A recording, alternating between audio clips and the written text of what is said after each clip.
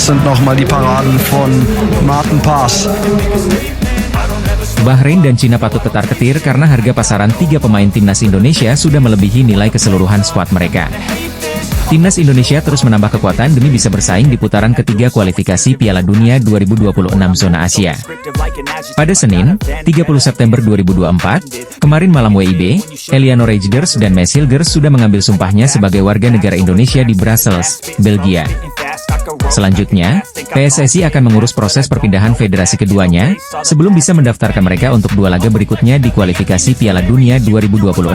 Sebelumnya, pada September lalu, skuad Garuda telah berhasil menahan Arab Saudi dan Australia dengan skor 1-1 dan 0-0. Melawan Bahrain dan Cina pada bulan ini, timnas Indonesia perlu menargetkan yang lebih agar setidaknya menjaga asa lolos ke putaran berikutnya. Secara ranking FIFA, Bahrain dan Cina memang berada atas timnas Indonesia karena mereka masuk 100 besar selagi skuad Garuda ada di urutan ke-129 pada saat ini. Namun, dengan masuknya Hilgers dan Reijnders, maka kualitas timnas Indonesia diharapkan terdongkrak. Sebab, kualitas mereka berdua sudah tergambarkan melalui harga pasarannya masing-masing, menurut Transfermarkt.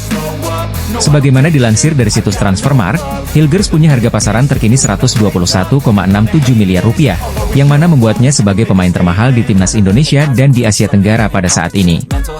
Bek FC Twente tersebut memang sudah bersaing di papan atas Liga Belanda, dan bahkan menunjukkan kelasnya ketika klubnya bertanding melawan Manchester United di Liga Eropa pekan lalu. Di sisi lain, Reijnders tidak memiliki harga pasaran yang setinggi Hilgers, namun sudah cukup untuk melebihi para pemain Bahrain. Nilai pasaran Reijnders, menurut Transfermarkt, adalah Rp11,3 miliar. Dia masih lebih mahal pada hampir seluruh pemain Bahrain dan Cina. Pemain termahal Bahrain adalah Ali Madan dengan nilai Rp52,14 miliar, dan dia adalah satu-satunya yang lebih mahal daripada sang bek kanan Peiche Zhou. Sedangkan dari Cina, hanya ada 3 pemain yang bernilai lebih dari Eliano Reijnders, yaitu Thias Brouwening, Cheng Longjiang, dan Wu Lei. Nilai pasaran keseluruhan skuad Bahrain adalah Rp158,17 miliar, selagi skuad Cina bernilai sedikit lebih mahal, yaitu Rp173,82 miliar. Jika nilai pasaran Maes Hilgers dan Eliano Reijnders digabungkan, kelas Tom Haye yang merupakan pemain termahal timnas Indonesia sebelumnya, maka itu akan melebihi nilai pasaran keseluruhan skuad Bahrain dan Cina. Dengan nilai pasaran Rp52,14 miliar yang dimiliki Haye, maka dirinya bersama Hilgers dan Reijnders akan memiliki total Rp185,11 miliar. Maes Hilgers dan Eliano Reijnders langsung menjalani sesi foto menggunakan jersey timnas Indonesia usai mengambil sumpah warga negara Indonesia. Seperti yang diketahui, Maes Hilgers dan Eliano Reijnders telah resmi menjadi WNI setelah pengambilan sumpah janji setia di Brussels, Belgia pada Senin, 30 September 2024, malam waktu Indonesia Barat. Di balik peresmian kedua pemain itu, ada sesuatu yang menjadi perhatian dan sorotan bagi kalangan supporter Garuda. Hal itu merujuk pada nomor punggung yang dipakai keduanya saat mengikuti sesi pemotretan diselimuti dengan jersey timnas Indonesia. Berdasarkan unggahan akun resmi Instagram timnas Indonesia, terlihat jika Maes Hilgers menggunakan nomor punggung 20. Sedangkan untuk pemain Peiche Zhou sekaligus adik dari Tijjani Reijnders, yakni Eliano Reijnders memakai nomor punggung 7.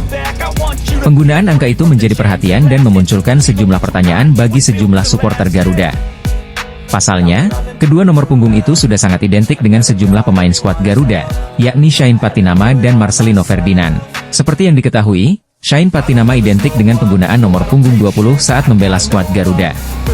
Sedangkan nomor punggung 7 sudah melekat di jersey Marcelino dalam berbagai ajang hingga laga terakhir kontra Arab Saudi dan Australia. Banyak yang menduga jika kehadiran Maes Hilgers dan Eliano Reijnders itu akan menggeser posisi kedua pemain abroad itu di timnas Indonesia. Apalagi, Shain Patinama sempat dikabarkan sedang mengalami cedera usai menjalani laga bersama KAS Eupen di Liga 2 Belgia. Bek timnas Indonesia itu tidak bermain full 90 menit saat KAS Eupen mengalahkan Jong KRC Geeng karena merasakan sakit di kaki kirinya. Laga itu berlangsung di Kerwijk Stadion pada Sabtu, 28 September 2024, dini hari waktu Indonesia Barat. Di sisi lain, Marcelino Ferdinand juga sedang berjuang untuk mendapatkan tempat di skuad utama Oxford United.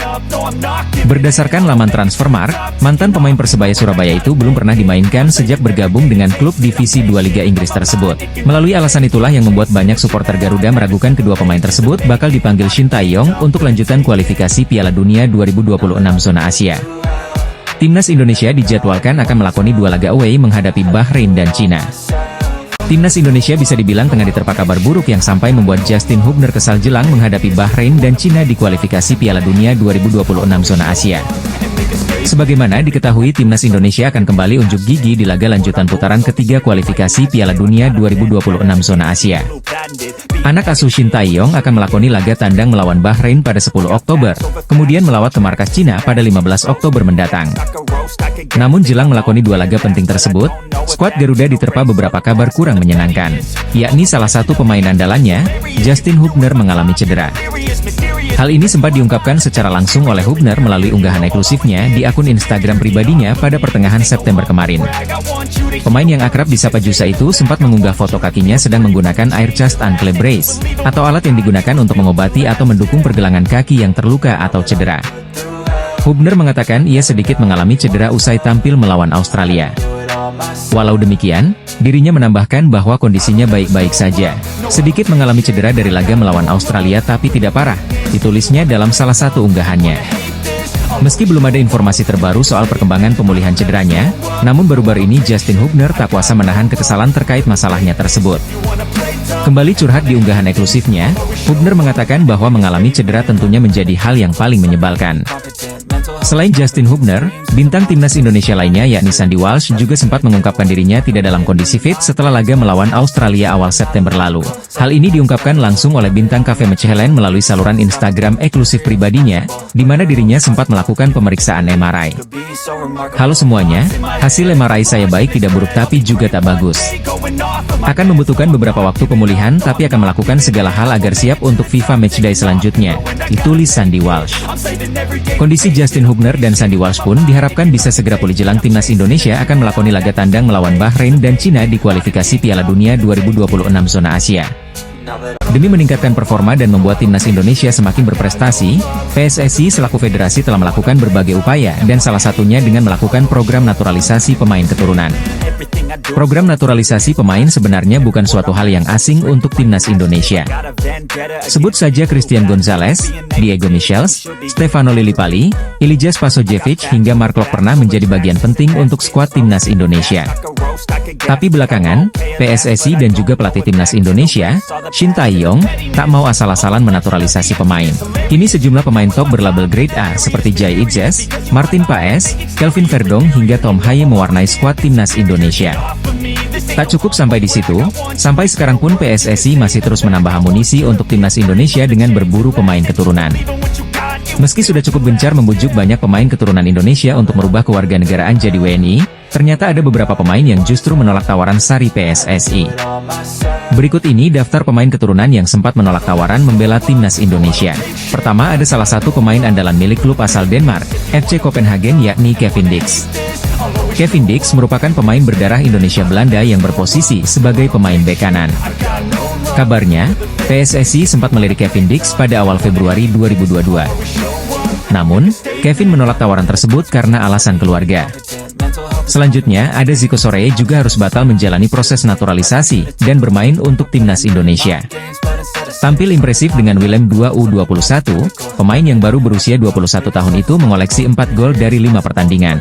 Bahkan, Zico sempat mengikuti trial di timnas Indonesia U20 pada 2022 dan mengikuti pemusatan latihan di Spanyol.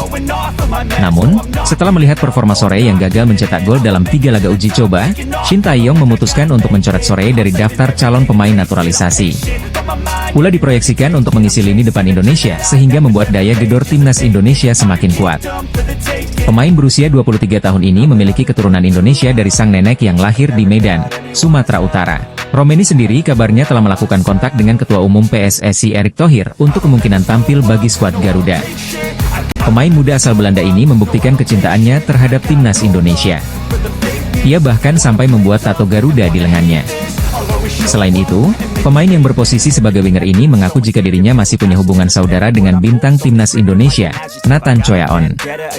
Minat sejumlah pemain keturunan di Eropa semakin meningkat untuk memperkuat timnas Indonesia seusai prestasi yang diberikan oleh skuad ST. Bagaimana tidak, kans timnas Indonesia besutan Shin Tae-yong untuk melaju ke putaran final Piala Dunia 2026 masih terbuka lebar. Hal ini bisa dicapai apabila timnas Indonesia setidaknya mengeklaim posisi keempat di klasemen grup C babak ketiga kualifikasi Piala Dunia 2026. Maka dari itu, untuk merealisasikan misi berat tersebut, timnas Indonesia kembali menggaet pemain keturunan Belanda lainnya yakni Maes Hilgers dan Eliano Reijers. Keduanya berpeluang bisa tampil ketika timnas Indonesia bertandang ke Bahrain dan Cina dalam lanjutan babak ketiga kualifikasi Piala Dunia 2026 bulan depan.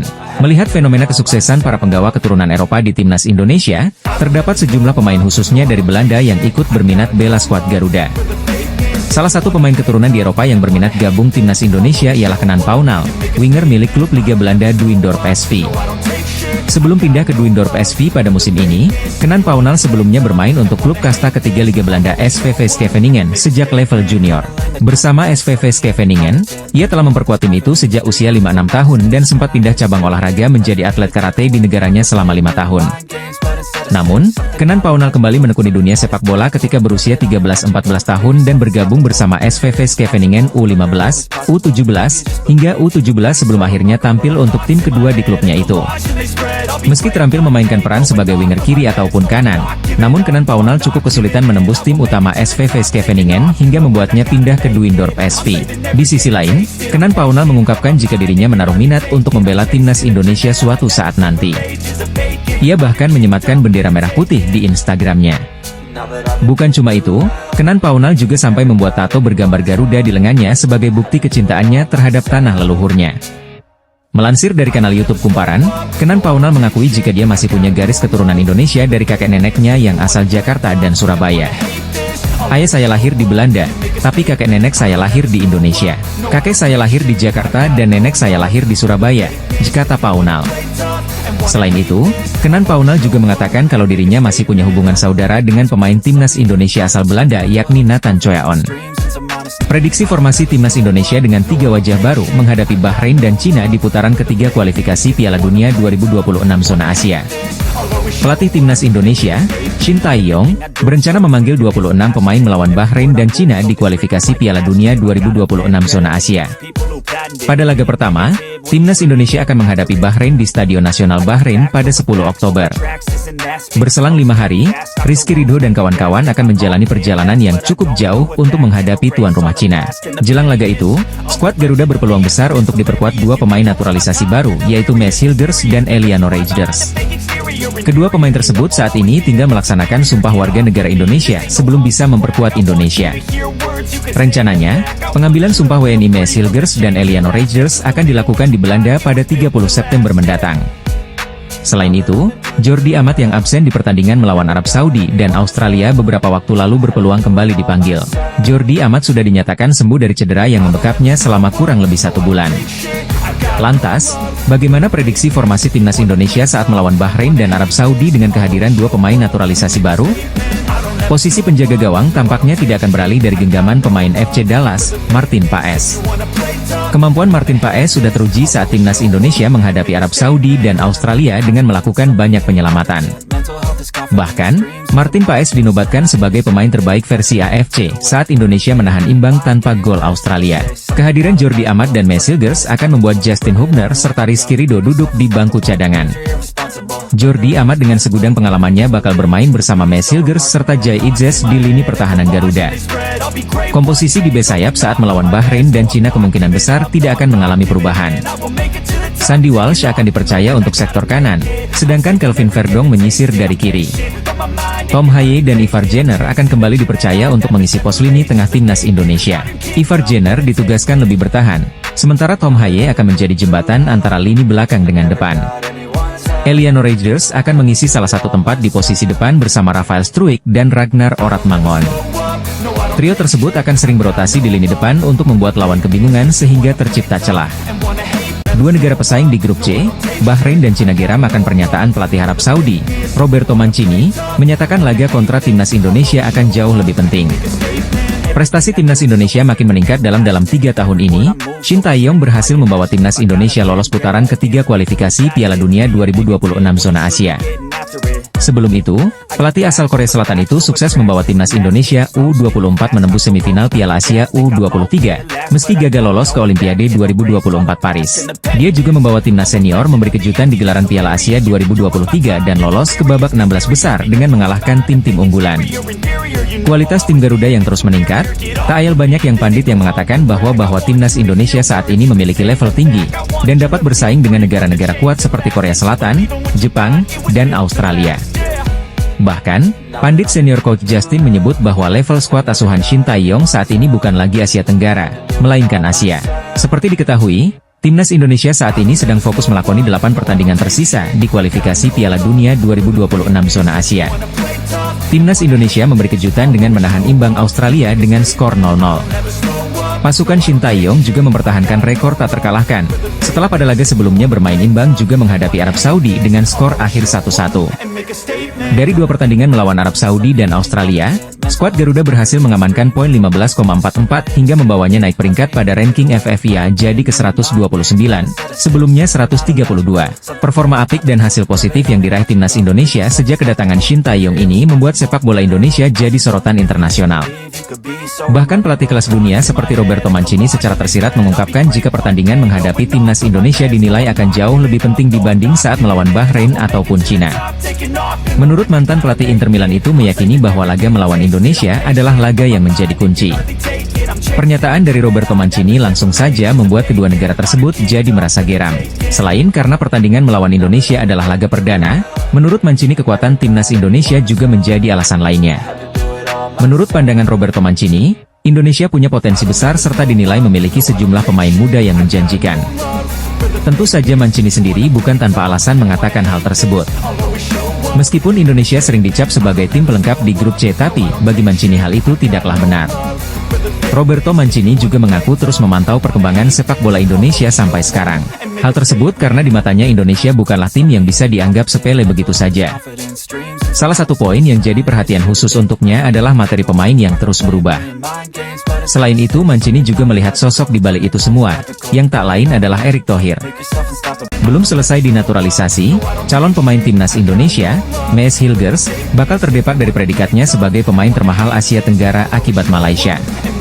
Timnas Indonesia masih terus meningkatkan kualitas selagi berjuang di putaran ketiga kualifikasi Piala Dunia 2026 zona Asia pada saat ini. Dalam 2 laga pertama, skuad Garuda berhasil meraih 2 poin kontra Arab Saudi dan Australia pada September ini. Timnas Indonesia menahan Arab Saudi dengan skor 1-1 di Jeddah dan kemudian bermain imbang tanpa gol kontra Australia di Jakarta. Skuad Garuda akan menambah kekuatan dengan menaturalisasi Mees Hilgers dan Eliano Reijnders, yang akan diharapkan tampil di bulan Oktober mendatang.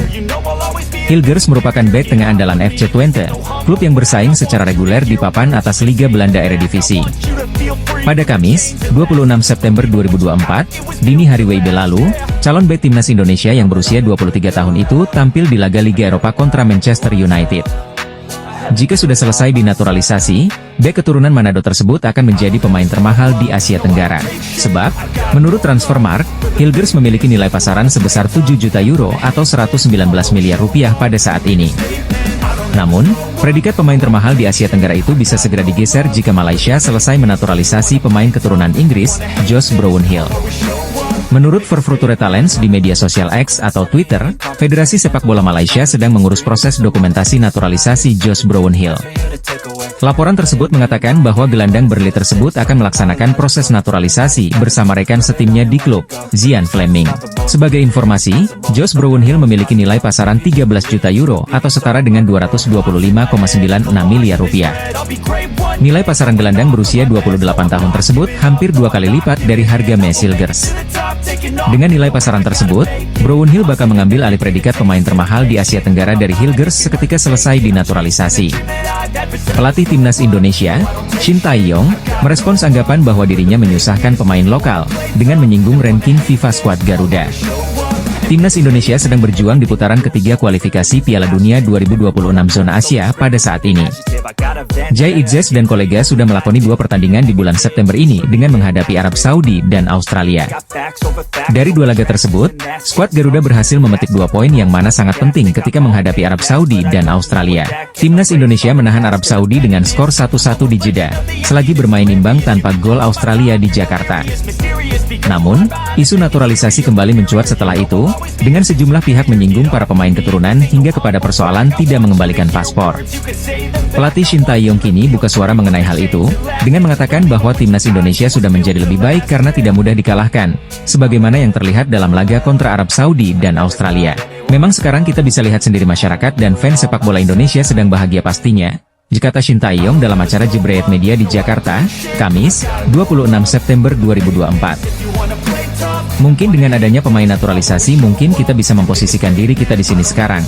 Mungkin kalau lebih naik lagi sepak bola kita tidak akan mudah dikalahkan melawan siapapun, sambung ST. Shin Tae-yong pun merespons tentang anggapan bahwa dirinya menyusahkan pemain lokal karena banyaknya pemain naturalisasi. Sang pelatih asal Korea Selatan pun mengindikasikan keinginan membawa timnas Indonesia menembus 50 besar dalam ranking FIFA.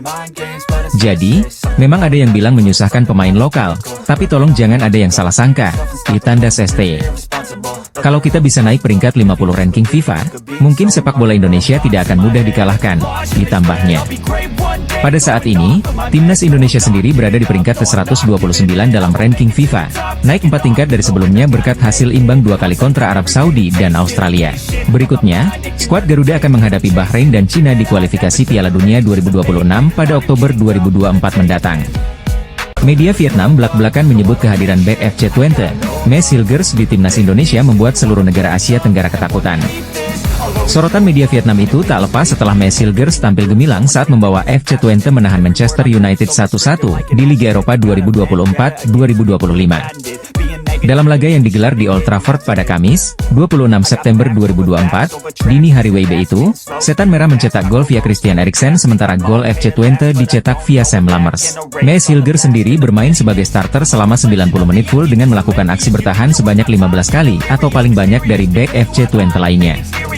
Calon pemain termahal timnas Indonesia itu membuat 8 kali sapuan, 2 kali intercept, 4 kali memenangkan duel, hingga 92% umpan sukses. Melihat performa apik Mes Hilgers, media Vietnam yakni So HVN menilai bahwa kehadiran calon pemain timnas Indonesia itu menjadi sinyal bahaya bagi para lawannya. Tak terkecuali, So HVN menyebut bek berusia 23 tahun itu harus diwaspadai oleh seluruh negara Asia Tenggara yang bakal menjadi lawan timnas Indonesia termasuk Vietnam. Dan seperti yang diketahui semua orang, bersama rekan satu timnya, tadi malam Mes Hilgers menahan imbang Man United dengan skor 1-1, sebuah prestasi yang harus diwaspadai oleh seluruh pemain di Asia Tenggara, ditulis So HVN dalam artikelnya. Sebelum diperkuat Mes Hilgers, timnas Indonesia sebetulnya sudah bermain sangat baik dengan kekuatan yang sebagian besar terdiri dari pemain naturalisasi. Dalam waktu dekat, jika timnas Indonesia diperkuat Mes Hilgers di skuadnya, So HVN menilai tak aneh jika Garuda kembali menorehkan prestasi gemilang di kualifikasi Piala Dunia 2026. Bahkan, media Vietnam itu tak sungkan untuk mengatakan bahwa kehadiran Mes Hilgers di timnas Indonesia akan membuat tim-tim ASEAN ketakutan. Di sisi lain, timnas Indonesia sangat sulit mendatangkan pemain naturalisasinya untuk bermain di turnamen non-agenda FIFA seperti Piala AFF. Terlepas dari hal itu, proses naturalisasi Mes Hilgers dan Eliano Reijers ditargetkan akan rampung sebelum 3 Oktober 2024. Mereka diproyeksikan untuk tampil membela timnas Indonesia saat bertandang ke markas Bahrain dan Cina pada 10 dan 15 Oktober 2024 dalam lanjutan kualifikasi Piala Dunia 2026 zona Asia. Terus menambah kekuatan, timnas Indonesia siap menyongsong masa depan dengan percaya diri tinggi. Kini, tak ada lagi yang berani memandang remeh skuad Garuda. Sukses skuad Garuda bermain imbang melawan Arab Saudi, 1-1, dan Australia, 0-0, dalam 2 laga terakhir grup C putaran ketiga kualifikasi Piala Dunia 2026 zona Asia beberapa waktu lalu merupakan bukti kesekian ketangguhan Indonesia di pentas internasional. Sebelumnya, Indonesia menghentak dunia dengan lolos ke babak 16 besar Piala Asia 2023 serta melesat ke semifinal Piala Asia U23 2024. Dalam waktu yang tak lama lagi, tepatnya pada 10 dan 15 Oktober, tim asuhan Shin Tae-yong juga berpeluang meraih poin dari Bahrain dan Cina. Soalnya, 2 pemain naturalisasi anyar, Mes Hilgers dan Eliano Reijers, kemungkinan besar sudah bisa diturunkan. Mes Hilgers dan Eliano Reijers merupakan 2 anyar pemain naturalisasi yang sukses diangkut PSSI dari kasta teratas Belanda, Eredivisie. Kini, Jika tak ada Aral Melintang, nama beken lainnya yang juga bakal dinaturalisasi timnas Indonesia adalah Mauro Zijlstra. Penyerang muda Volendam U21, Belanda, yang masih berusia 19 tahun itu tinggal menunggu waktu yang tepat untuk menjadi warga negara Indonesia. Mengingat usianya yang terbilang muda, pemain keturunan asal Bandung, Jawa Barat, bakal menjadi aset berharga bagi timnas Indonesia seperti halnya Jens Raven yang sudah lebih dulu memperkuat timnas Indonesia U19. Di Belanda, Mauro Zijlstra sosok pemain muda berbakat. Sebelum memperkuat Volendam U21, striker kelahiran 9 November 2004 pernah berkostum NEC U21, serta AFC Amsterdam U18. Bersama NEC U21, ia mencetak 12 gol dan sebiji assist dalam 26 laga. Saat memperkuat AFC Amsterdam U18, Mauro Zijlstra lebih sadis lagi dengan torehan 18 gol dan 11 assist hanya dalam 20 laga. Sedangkan bareng Volendam U21, ia baru hadir dalam 2 laga dengan tabungan 2 gol dan 1 assist. Kehebatan Mauro Zijlstra jelas terlihat dalam rekaman video yang tayang di kanal YouTube Yusa Nugraha belum lama ini. Sebagai striker, Mauro Zijlstra, yang memiliki tinggi badan mencapai 188 cm, begitu gesit dan menggigit. Selain jago gocek, ia juga lihat mengambil ruang tembak, baik di luar maupun di dalam kotak penalti. Mauro Zijlstra mengaku sejauh ini senang melakoni musim 2024-2025. Ya, dalam 4 pertandingan 5 gol dan 1 assist.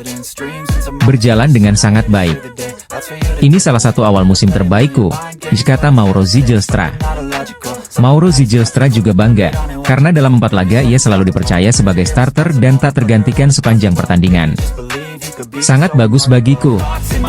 Aku memang dalam kondisi yang sangat fit. Pelatihku tentunya puas melihat performaku karena aku selalu mencetak gol, imbuhnya. Setahuku, hanya ada satu pemain lagi yang selalu mencetak gol selain aku. Aku punya kontribusi gol yang sangat tinggi di tim, kata Mauro Zijlstra.